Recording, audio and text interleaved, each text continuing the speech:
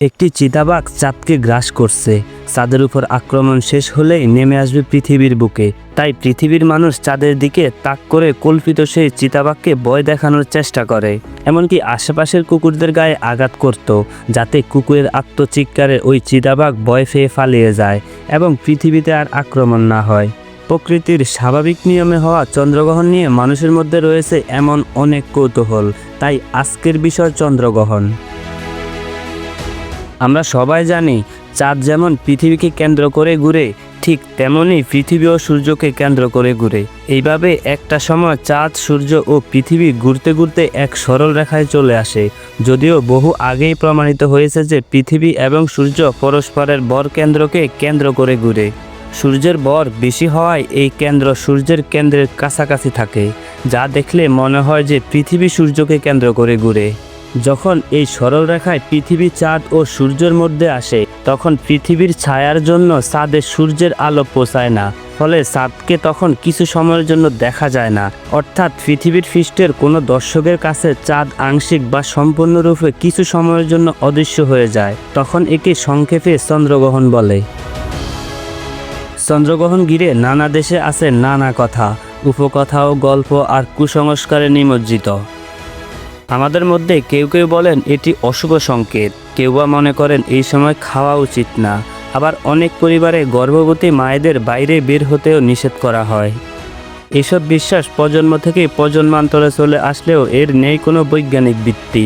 এখন বলবো এইসব প্রচলিত কিছু মিথ্যার কথা। চন্দ্রগ্রহণের সময় মানুষ অলস হয়ে পড়ে। গ্রহণ চলাকালীন সময় কোনো খাবার খাওয়া উচিত নয়। গর্ভবতী নারীদের বাইরে বের হওয়া উচিত নয়। আবার গর্ভবতী মা যদি বাঁকা হয়ে শুয়ে থাকেন তাহলে শিশু বিকলাঙ্গ হবে। গর্ভবতী নারী কোনো ধাতব বস্তু ব্যবহার করলে বাচ্চার ঠোঁট কাটা হবে। শরীরে খারাপ শক্তি প্রবেশ করে। খাবার খেলে কঠিন রোগে আক্রান্ত হওয়ার সম্ভাবনা থাকে। মেজাজ খিটখিটে হয়। গ্রহণের পর গোসল করে অশুভ শক্তি দূর করতে হয়। আসলে ব্যাপারটা কি? বাস্তব হলো চন্দ্রগ্রহণ একেবারেই স্বাভাবিক ঘটনা। যখন পৃথিবী সূর্য ও চাঁদের মাঝখানে এসে দাঁড়ায়, তখন পৃথিবীর ছায়া চাঁদের উপরে পড়ে। তাই এটাকেই আমরা চন্দ্রগ্রহণ বলি। এখানে কোনো রহস্য নেই কোনো অশুভ শক্তি, শুধু প্রকৃতির নিয়মে তৈরি হওয়া এক মহাজাগতিক দৃশ্য। তাহলে মানুষ কেন এত ভয় পায়? এর উত্তর লুকিয়ে আছে আমাদের মনের ভেতর। চিকিৎসা বিজ্ঞানেও একটি ধারণা আছে, যাকে বলা হয় প্লেসিবো। মানে কোনো ওষুধ না খেয়েও যদি কেউ বিশ্বাস করে যে সে ওষুধ খেয়েছে, তবে শুধুমাত্র বিশ্বাসের জোরে শরীরের পরিবর্তন দেখা দিতে পারে। আমাদের চিন্তা, বিশ্বাস আর আবেগ শরীরে বাস্তব প্রভাব ফেলতে পারে।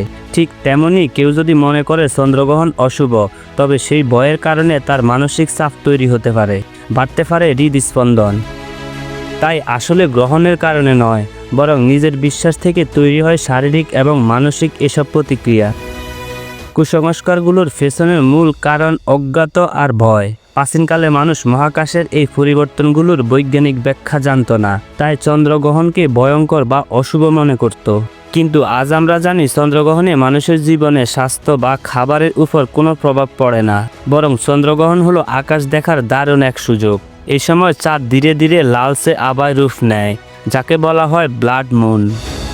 এটি একেবারেই নিরাপদে খালি চোখে দেখা যায়। তাই কুসংস্কারে কান না দিয়ে চন্দ্রগ্রহণকে উপভোগ করা উচিত, মহাকাশের এক বিরল ও মনোমুগ্ধকর প্রদর্শনী হিসেবে।